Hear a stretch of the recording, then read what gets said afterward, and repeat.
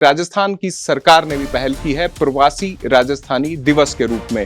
राजस्थान अपनी अनूठी पहचान के लिए जाने जाते हैं, उनकी उद्यमिता के लिए जाने जाते हैं। कहा जाता है कि जहाँ ना पहुँचे बैलगाड़ी वहाँ पहुँचे मारवाड़ी। तो ये एक लाइन उनकी उद्यमिता के बारे में बताने के लिए काफ़ी है। इन सरकार के जल से जुड़े विषय में भी बहुत सारी जो प्रवासी हैं उन्होंने अपनी भूमिका निभाई। कर्मभूमि से मातृभूमि कैंपेन चलाया जा रहा है और उनके लिए प्रवासियों के द्वारा काफ़ी कंट्रीब्यूशन दिया गया। तो स्टेट में कई सारे ज़िलों में ऐसे स्ट्रक्चर्स बने और बारिश का पानी गया है तो उससे डेफिनेटली वाटर रिचार्ज बढ़ता है और ये आने वाले समय में और भी कारगर साबित होगा।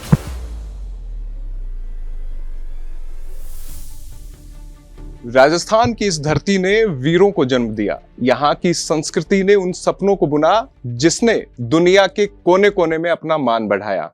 आज चाहे दुबई की कोई बड़ी इमारत हो या सिलिकॉन वैली में कोई कोड लिखने की महारत या लंदन में ठेठ राजस्थानी उजास, वो उल्लास प्रत्येक राजस्थानी ने बतौर प्रवासी या यूं कहें कि हमारे अपने के तौर पर स्थापित किया है।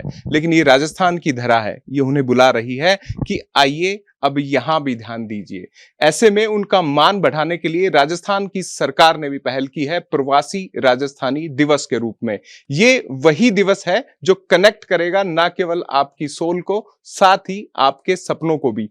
हमारे साथ आयुक्त उद्योग और बीआईपी, चूंकि अभी एक बड़ी जिम्मेदारी भी मिली है सर आपको। एक आयोजन से ठीक पहले मिलना एक विश्वास भी पैदा करता है कि आप उद्योग की भी जिम्मेदारी संभाल रहे हैं और बिजनेस इन्वेस्टमेंट प्रमोशन की भी। जाहिर तौर पर जो प्रवासी राजस्थानी दिवस है वो हमारी संस्कृति को, हमारे अपनों के जुड़ाव को सार्थक करता है। राजस्थान की सरकार और आपकी टीम इसे कैसे ले रही है?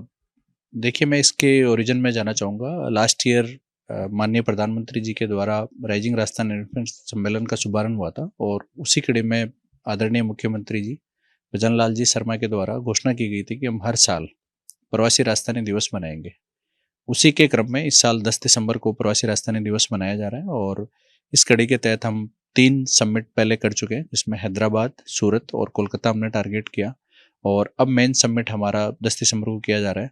मुख्य रूप से प्रवासी भाई हैं वो काफ़ी समय पहले राजस्थान से बाहर निकले, उन्होंने मेहनत की, अपनी मेहनत का लोहा मनवाया और आज पूरे इंडिया में और विदेश में भी राजस्थान अपनी अनूठी पहचान के लिए जाने जाते हैं, उनकी उद्यमिता के लिए जाने जाते हैं। कहा जाता है कि जहाँ ना पहुँचे बैलगाड़ी वहाँ पहुँचे मारवाड़ी। तो ये एक लाइन उनकी उद्यमिता के बारे में बताने के लिए काफ़ी है। हमारा उद्देश्य ये रहेगा कि जो भी प्रवासी भाई बाहर रह रहे हैं वो अपने सोशल रीजन्स के कारण, धार्मिक मान्यता के कारण, अपने परिवार में कोई कार्यक्रम के कारण हमेशा अपनी कर्मभूमि पे आते रहते हैं। पर पिछले कुछ समय में राजस्थान बहुत तेज़ी से बदला है, यहाँ का जो इंफ्रा है उसमें बहुत बदलाव आया है, यहाँ की पॉलिसीज़ में बड़ा चेंज आया है। तो हम ये ज़रूर चाहेंगे कि उन्होंने जो कंट्रीब्यूट किया है, नेशनल इकोनॉमी को किया है, दूसरी जगह पर भी कर रहे हैं, तो अपनी धरती के साथ भी कदम से कदम मिलाएं, यहाँ की जो ग्रोथ है उसकी स्टोरी का वो पार्ट बने। साथ ही साथ सरकार का ये भी प्रयास रहेगा कि जिन एनआरआईज ने सोशल सेक्टर में कंट्रीब्यूट किया है, कई जगह पर हॉस्पिटल्स का निर्माण किया है, कई जगह पर स्कूल का निर्माण किया गया है, उनको एक रिकॉग्निशन देने का प्रयास किया जा रहा है। तो आप देखेंगे कि इस इवेंट में प्रवासी राजस्थानी सम्मान भी प्रदान किए जाएंगे। इन सरकार के जल से जुड़े विषय में भी बहुत सारी जो प्रवासी हैं उन्होंने अपनी भूमिका निभाई है।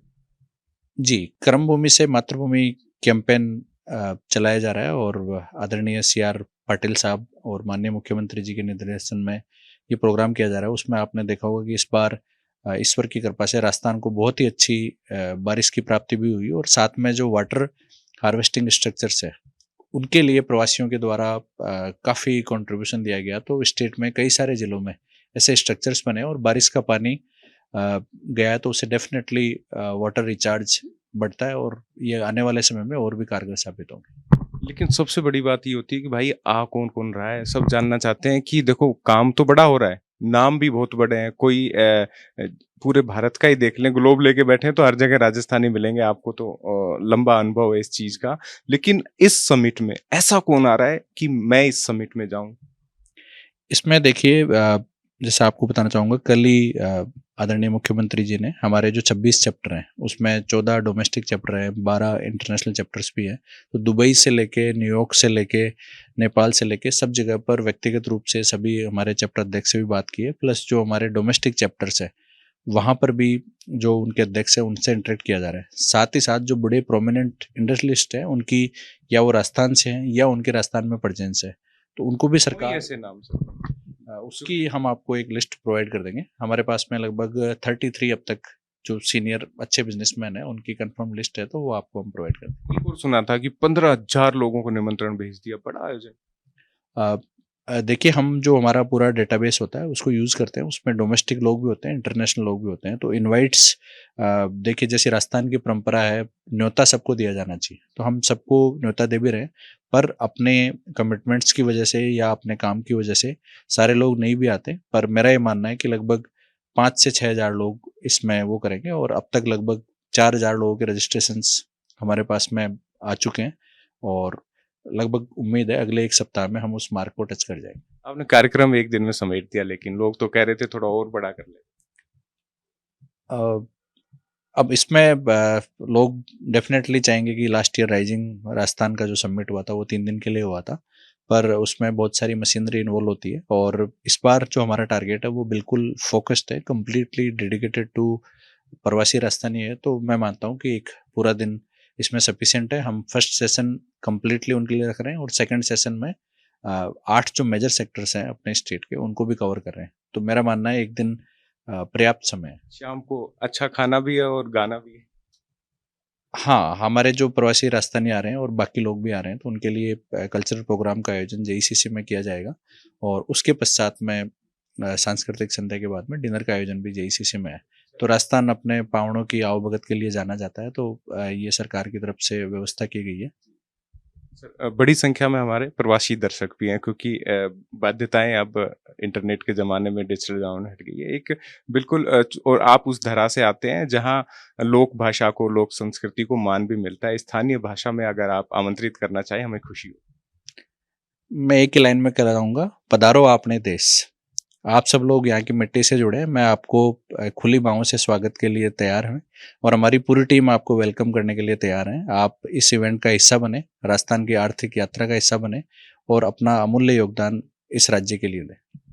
Thank you so much Suresh ji, हमसे जुड़ने के लिए। तो ये थे सुरेश ओला, आयुक्त उद्योग एंड बीआईपी। और सीधी सी बात है, राजस्थान प्रवासियों को आमंत्रित कर रहा है इसकी प्रगति के साक्षी बनने के लिए। तो आइए, 10 दिसंबर को आपका इंतजार है।